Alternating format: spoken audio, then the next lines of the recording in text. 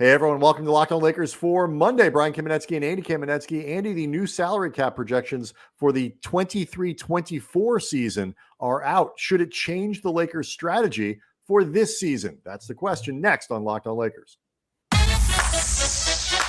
You are Locked On Lakers, your daily Los Angeles Lakers podcast. Part of the Locked On Podcast Network, your team every day.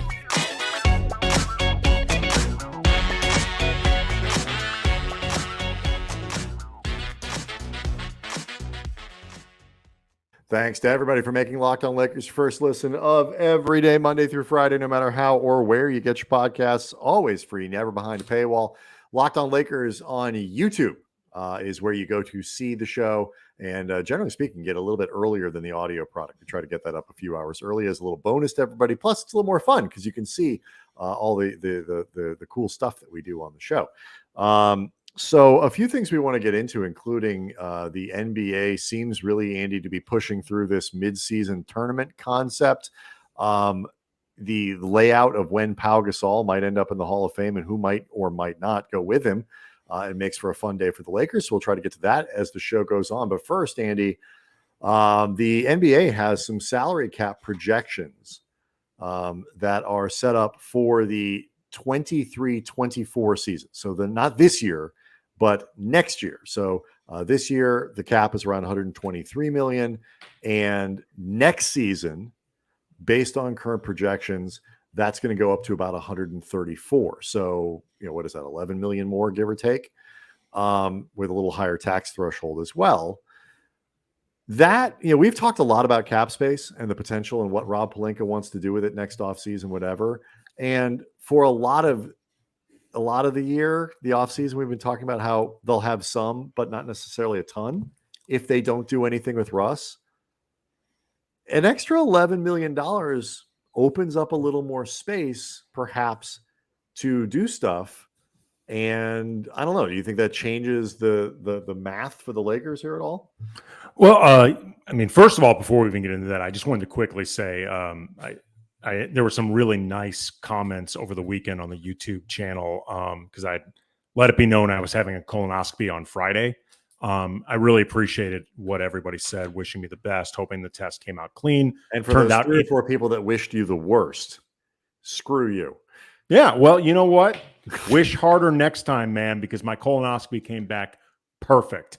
Like clean as a whistle. You could eat off that colon if you wanted to. Good if you wanted to, man. I even saw the pictures afterwards. If I do say so myself, it's gorgeous. It is gorgeous in there. I got to say, it's aesthetically pleasing. So many of the best people are saying it's the best colon they've ever seen. Yep. But for real, I did want to say thank you to everybody. It was very nice to hear that from people because anybody who's been through this knows it's stressful. And, beyond the whole picturing the worst thing, you also there's a lot that goes into it that's not particularly fun. So just wanted to say thank you. As far as the actual Lakers and the cap goes, if they end up adding no long-term salary this year through any type of deal, depending on what happens with Damian Jones, if he opts into his 2.5 mil for 23-24, and if Max Christie is on the roster, they'll have anywhere from $30 to $40 million in space. Like that is a given. The exact number remains to be seen. Right. It depends on, the projections can change and, and all that, but even then, like, Damian Jones opts in, you could very easily trade him. Like, sure. But so, yeah, I think from a practical standpoint, it's fair to say the Lakers could have about that much money in there. You got to figure out like Austin Reeves as a qualifying, or if there's other stuff. LeBron's salary is not exactly worth noting set. Though. Right. It's worth noting though, Andy, they freed up all their money. They'd have LeBron and Anthony Davis. That's it. You got a lot. You might have some cap space. You also have 2 players. So it's not like you have a full roster and all this cap space. And I say that not to tell you because but for other people who are kind of trying to conceptualize the conversation that we're about to have. It's not a roster of 5 or 6 or 7, 8 guys and then cap space. It's 2 dudes, maybe 3, maybe 4, and somewhere between 30 and 37, 38, 39 million. What jumped out at me though is interesting about this is the idea that $30 to $40 million to play with in terms of picking your free agents is, that's not an inconsiderable sum. It's not going to be enough to get you a max player, but it is enough to get you one pretty close to max I think guy. it does. It technically may depend on the max player, but probably not the guy you're thinking. Not what people are thinking. Not a superstar. Right. Exactly. It's not going to get you a superstar level max player, but it could get you one pretty close to that level player or a couple pretty high end, pretty valuable role players. And it got me thinking in terms of the Lakers figuring out their options for either this year and trading Russell Westbrook and potentially settling on the best offer they think they're going to get for this year, trying to put their best foot forward for this year, trying to Currently that would be the heel Turner deal. I think maybe it is. Maybe it's Utah. I'm saying in theory, for of the deals that are rumored available for the Lakers that are a theoretical possibility, you and I both agree that, having talked through it, that the Turner deal is probably better than what they could get out of Utah, depending on obviously what goes back. I think for me at least, you can correct me if you disagree. For me at least, the idea, as much as I love gathering a lot of players, if you can get two guys who fill needs and a guy in Miles Turner who fits very well with Anthony Davis, you're getting the best player. It simplifies the rotation in really important ways that getting four players, say, from Utah doesn't do. I don't even think it's debatable. I think the Miles Turner Buddy Hield is the best combination of raising your ceiling and raising your floor and actually bringing in a player in Miles Turner that you would want to keep long-term. Mm-hmm. Because if you're giving up both those picks, you're going to want to extend a 26-year-old center. You don't want to make that a rental, but also Miles Turner, health assumed, and that's, a phrase that goes with a lot of Lakers, but he and Anthony Davis could fit very well together on both sides of the ball. Mm-hmm. But when I said the best possible offer, not definitively being Indiana, I'm saying it may turn out that that's not possible for them. So they decide. Yeah, because this. Actually, we meant to mention this last week. There's a lot of people who are like, there is an assumption, I think, from some corners of Lakers, the Lakers sphere, in terms of how fans look at this, particularly, that are saying how Laker media looks at this to some degree. If the Lakers would just give up that second pick, then this would be done. Like the Lakers, if they would do Westbrook and both picks, they could have this deal done. And that may be true. The Lakers right now don't have terribly powerful incentives to give everything they possibly can until it looks like somebody else is going to swoop in and take Miles Turner and Buddy Hield away from them. And thus far, I have heard nothing. Until Utah starts selling off pieces individually. Right now, it doesn't seem like that is a great emergency. But the flip side is Indiana also doesn't have a lot of incentive to just jump on what the Lakers are going to give, because they know what the Lakers' best offer is. There's no mystery here. There's no third or fourth or fifth thing that they would try to add in there. And so, it's not. The Lakers may very well be willing to offer it, and Indiana just doesn't have the incentives yet to take it, because they might be hoping to get something else for Miles Turner, maybe a young player and a pick, so they don't have to take on Westbrook and buy him out. Like, there are other potential options there, where they can make this work. And so it's worth pointing out. Let's break down the money and the choice the Lakers have next in terms of how this new cap figure impacts where they could go for next year. Because this choice the Lakers have been having to make all summer is the really big theme, not just for this year, but for probably the next 2 or 3 going forward. And any bit of new information changes it. And this is new information, and it could change it. We'll do it next.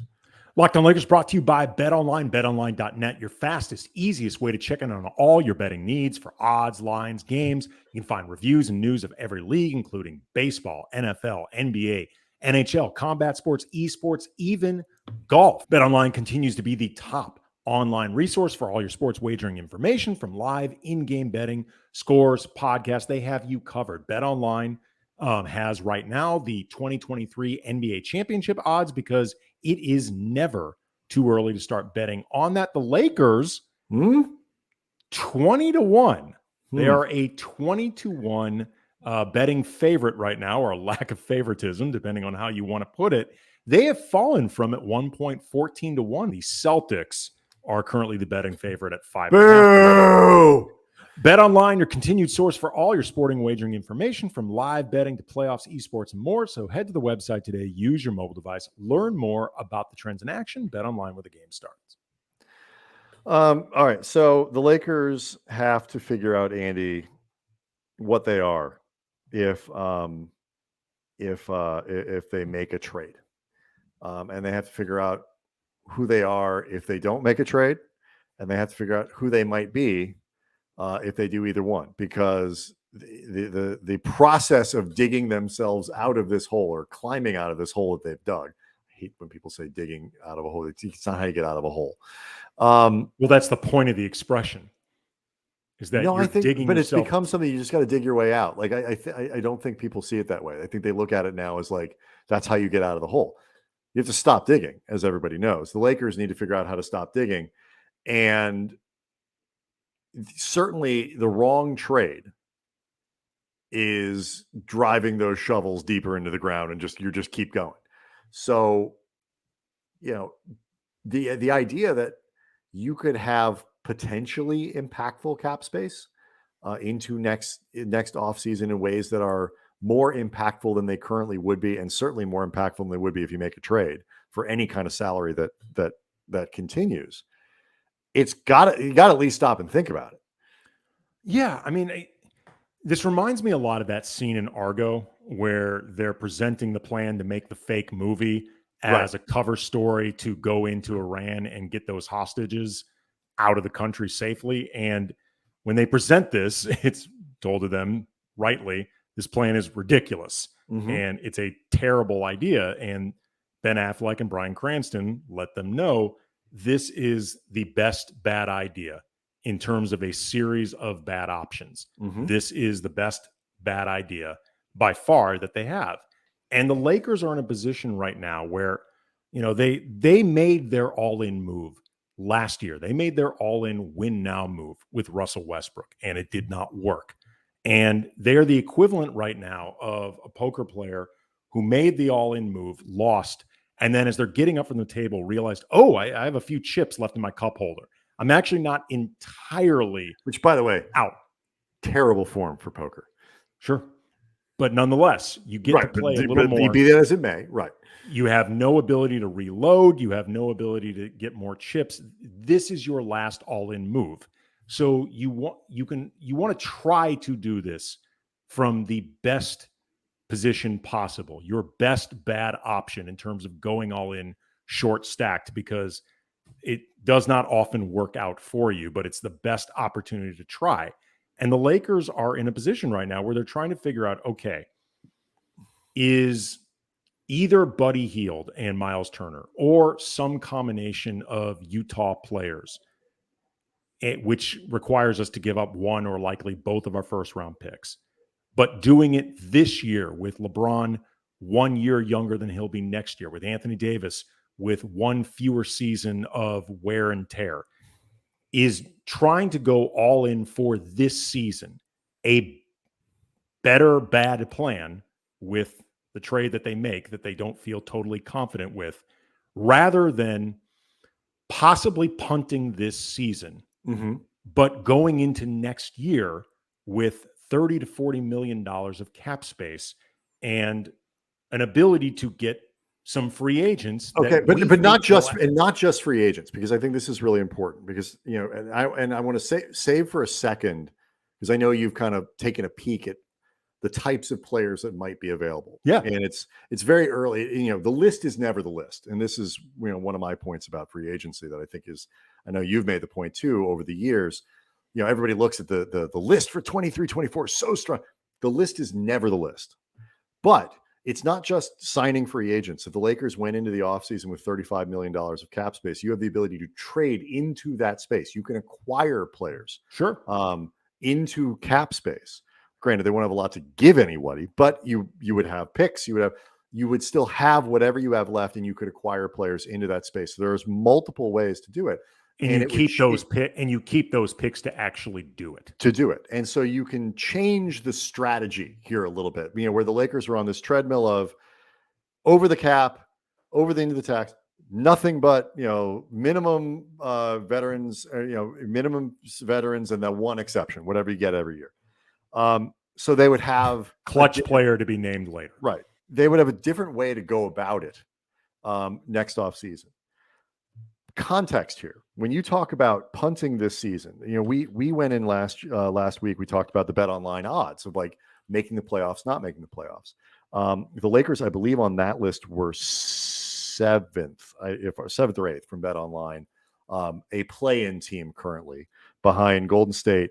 I have the full list here. It was Golden State, Denver, the Clippers in no particular order. Golden State, Denver, the Clippers, Phoenix, Memphis, Minnesota, and Dallas. And then the Lakers were in there.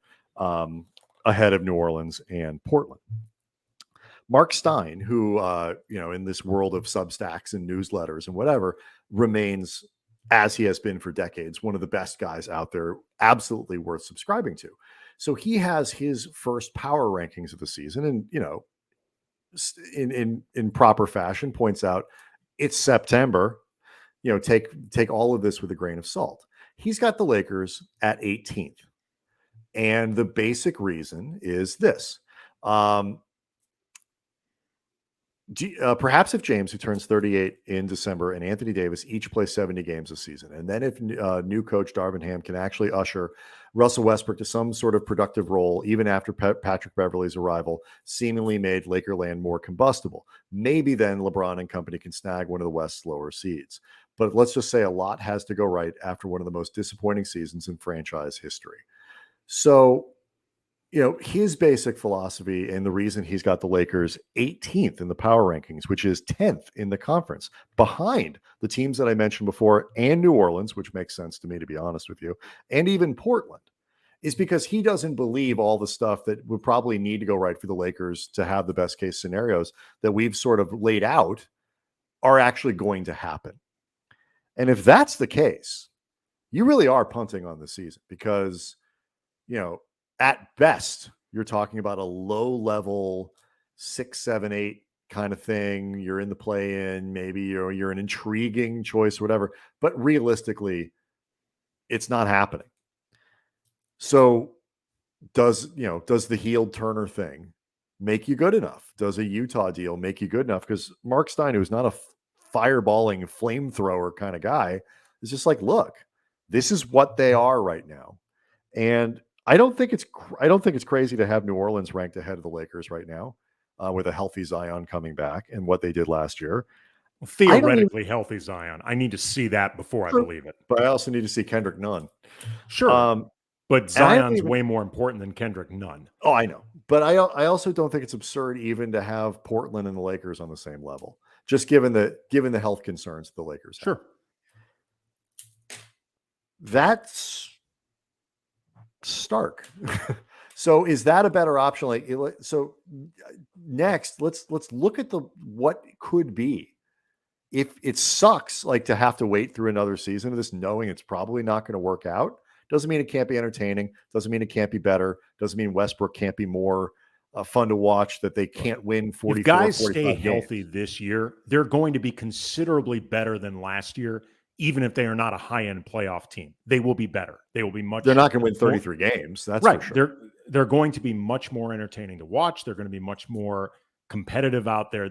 That is a given. I can promise you that. If those guys are on the court, if you get 70 games out of LeBron and AD, I don't care how the other pieces fit. They will be considered. Right. And I actually think if that's the case, if you do get that, then I think, a 6 seed, for example, and staying out of the play-in is certainly on the table. I don't know absolutely. if I put them there or not, because there are 6 really good teams in the West, just with, Golden State, Denver, Clippers, Phoenix, Memphis, Minnesota. That's 6 really good teams. And that's part of it. 8 of his top 13 teams, Mark Stein's top 13 teams in the West, are in the West. 8 of the top 13 in the NBA are in the West. So it's not just the Lakers being, shorthanded or not as good. It's that's stacked, like stacked. So anyway, let's look then next at what could be if they waited. What might they be able to do? What kinds of players could they bring in to reconstruct a team that still has LeBron, that would still have Anthony Davis, that would not have Russell Westbrook? So we'll do that next. Andy, I love it when you do work, so I don't have to. You took a look at the list of potential free agents for the 23 going into the 23-24 season. So next off season, what might the Lakers be able to do just on a free agent level? Because we mentioned the trade thing is certainly possible, and there's no way to predict what that could look like. But just on a free agent level, what could it look like? What kinds of players would be available to them if they had that $30 to $40 million to spend? Well, before I even get into the list, I do want to point out, though, in terms of the concept of punting the season or, not going all in, this year with LeBron, with him being the relatively younger version of who you're going to have for the next couple of years, the relatively less weary version of Anthony Davis for however much longer he's on the Lakers. LeBron is a spry 38, right? He is now, as opposed to a less spry 39. Exactly. What you do need to, though, consider from a totally pragmatic, realistic standpoint is if you make a move for, say, a few Jazz players that you don't actually think really moves the needle in a significant way, you are in reality punting this season too. Yes. You're just doing it, giving up more stuff and sort of doing it more performatively, but you're not actually getting better. So it's something that you have to be keeping this in mind from a just totally, again, pragmatic standpoint. And I mean, I'm not trying to doomcast anything. I just want to make it clear that, like, just because you do the cosmetic efforting of signaling that you are going all in or that you are not satisfied with what you have, while that will make fans happy in the moment, the idea of getting Russell Westbrook off the books and on another team, I think in the moment will have fans joyous. But if it doesn't significantly make the team better, that's going to fizzle away quickly. Yeah. The reality will set in. But anyway, 100% agree. As far as free agents in like the 30-ish to, 10-ish million range, at least potentially, these are some of the guys that I came up with. Andrew Wiggins, if there's no extension with Golden State and he doesn't get a raise, he's currently making $30 million. He might be out of there, but I just wanted to throw him out there as maybe the top line guy that could be possible.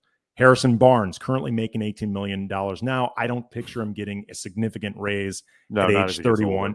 Right. Good, really solid player, but somewhere probably in that 18, $20 million range. Right. Karis LeVert, currently making a little below $19 million. I would be very surprised if Cleveland kept him, given the salary concerns. Would fit right in, given all of his health concerns. Yeah, he's not going to be a starter for them anytime soon unless they want to keep him purely as a trade asset. Assuming he's even on the Cavaliers when this season ends, I would be shocked, actually, if he's with Cleveland next year. Bojan Bogdanovic, you can get him for less money than his current $19 million without having to give up anything. Gary Trent Jr. has a player option at 18. Maybe Toronto doesn't want to commit to him long-term, or they get outbid if he opts out. Malik Beasley has a $16 million team option for 23-24. I am very confident that if he is still on Utah, that is getting declined. Brooke Lopez currently making 13.5. How old is Brooke now? And Robin. It's got to be 30s. I mean, probably mid-30s, maybe low to mid-30s. Currently making 13.5. If his back holds up, Milwaukee decides not to retain him, he can obviously play with AD. Kyle Kuzma, he's 34. Kyle Kuzma, if he opts out of his $13 million player option, which he will, who knows what the Wizards are going to do with him, because everything they're doing makes absolutely no sense. Kuz is definitely opting out of that and is much more than a $13 million player in this NBA. Josh Hart could be another potential free agent that could be within the Lakers price range. Dylan Brooks making $11 million now, and Memphis is starting to become an expensive team. Ja and Jaren Jackson Jr. are already locked up. Desmond Bane could be getting into an extension by then. They could be looking to work it out by then. Dylan Brooks could maybe become a casualty. He could fit in extremely well and fit needs for the Lakers. Josh Richardson's currently making 12. You could get him maybe next season without having to actually give up anything. There's no way San Antonio is going to be retaining him. No, but assuming he hasn't been flipped. Reggie Jackson's making about $12 million right now. Jay Crowder's making about 10. It's more or less what he's going to be making. Seth Curry currently makes $8 million. And then guys like Miles Turner, Jeremy Grant, if they're still on their teams, they're going to be, Portland's going to keep Jeremy Grant. But if Miles Turner is still on Indiana by the end of this season, it's because they've decided they want to keep him. All right. So again, keeping in mind the list is never the list. Right. And all of that. And I am horrific at the how much is this guy going to make game. Right. I'm just gauging this off their current salaries. Sure.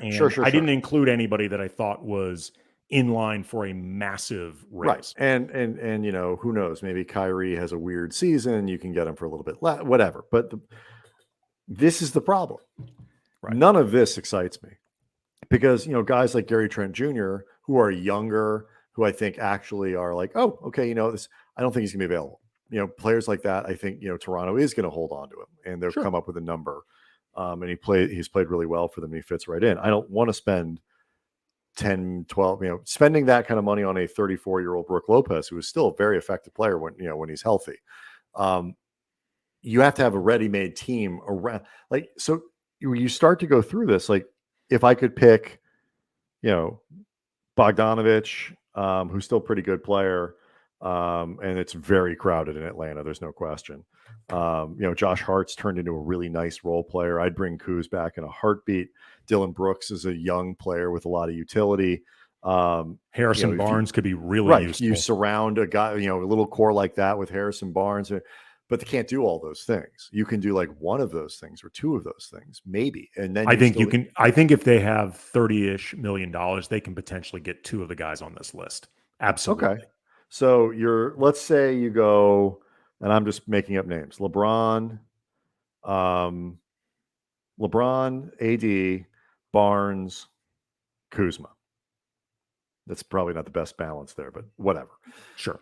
Swap out Brooks if you could do it. Those are your four players. Now you got to fill out the rest of the roster with Mins and yet another clutch. Right. And now, by the way, you could trade the picks for a player at this point, but you can't trade a guy into space. I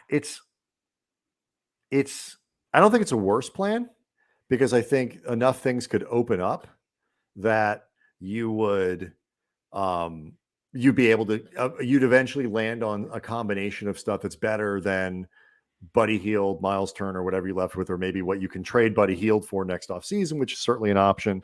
Any other things. And it's I'll tell you right now, I don't think it's a worse option, but I also think there are a lot of scenarios where you don't necessarily end up any better off than you are now. And you've essentially given away the season. You might. Yeah. Look, again, I go back to your point that you were making in the previous segment. This is the best bad idea we have, sir, by far. Yes, this is the Argo. You have only bad choices in front of you. I will tell you right now, I would rather roll the dice on this coming off season and keeping my picks, keeping the most flexibility, keeping the most optionality. Because they would be able to add. Would they be able to add one more pick next off season? They would get their pick swap. They would get their pick swap with New Orleans. They can deal that pick on draft day. They can select somebody and then trade that pick. I am leaning towards the punting the season if you have to, and theoretically putting LeBron in a better position to win in 23-24. I actually think that is a better plan than any of the options you could get from Utah. If I have to make a decision, absolutely. I completely agree. Because unless you could do it without you can clean up enough of what Utah is doing that you can somehow keep both picks, but I don't see that happening. And I don't know what having one pick lying around really does for you. I mean, you see what the market's been. You kind of, to me, I almost feel like you either need both of them, or you should make something that's worth giving up both of them. Well, again, the one gives you the option to combine it with this upcoming draft, for example. No, I understand. I understand what it does. In terms of getting impact players, I just think one draft pick 6 years from now, right, is not a great package. And I just don't think any of the Utah combinations make them good enough that it is worth throwing in everything you have. I don't think any of those combinations make them that much better. The Healed Turner one, I've said before, I think if you bring in Miles Turner and Buddy Hield, and again, the constant caveat, guys stay healthy, I think that is a team that could get as high as a 4 seed. I think that is a 4, 5, 6 seed, somewhere in that area, that has potential to grow, maybe can capitalize on a few bad breaks that other teams suffer through. I think if nothing else, you are creating a legitimately competitive team.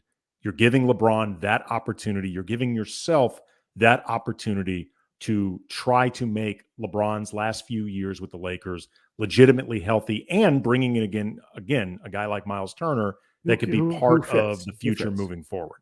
Yeah, it's a really, I would love to hear what you guys think. We want to get back to, we asked the Westbrook question last week, and we'll get back to that over the course. But what do you think? Because this is a question, and if you think the Lakers don't think about what you think, in terms of the perception of the team and all that, you are obviously kind of delusional. It's, so much of this, what the Lakers do is built around these sorts of optics. And it's a new option that adds a talking point and adds a point of consideration to what the Lakers could do this offseason heading into the year, or what they do with Russ as the season goes on. But again, you only really get one swing at this. No matter what your plan is, you can only do one thing. And the Lakers really need to pick a plan at some point. And I am fascinated to see what they're going to do. It's important to remember, if they make a move this year, particularly if it's not Hield and Turner, and that one doesn't work out well, you're almost certainly putting yourself in a position where you could be wasting both the seasons you have with LeBron. It's a tough needle to thread, no matter how you do it. But you have to pick the best path. You have to believe in that path, and you have to commit to it. And you have to have a plan for that path.